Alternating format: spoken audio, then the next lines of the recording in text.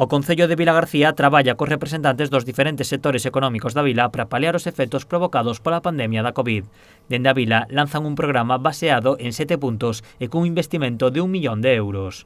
Dentro desas liñas atópase Invest in Vilagarcía, unha web coa que o Concello busca atraer novas empresas. E a presentación de hoxe para presentar e avanzar nunha delas que é o Invest in Vilagarcía.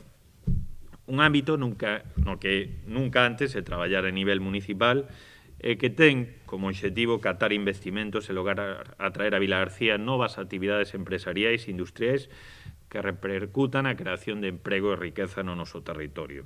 A web incorpora unha oficina virtual que ten dúas funcións.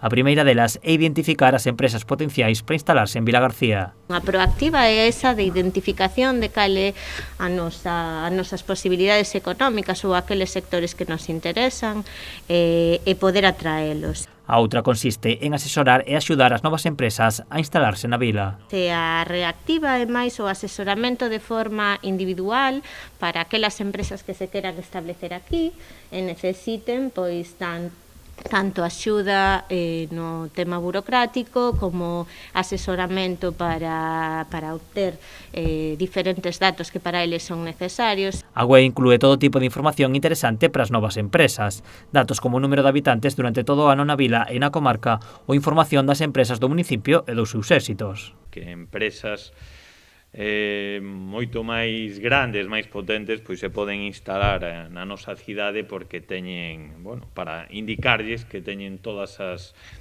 posibilidades e todo o potencial, explicarlles o solo que temos, explicarlles as nosas infraestructuras, explicarlle o que xa está na nosa cidade, as empresas potentes que temos na nosa cidade e con eso conseguir, como decía a concelleira, novo investimento. O Concello continuará dialogando cos sectores económicos para levar a cabo máis iniciativas que axuden a reactivar a economía e a evitar que ningún negocio se quede atrás.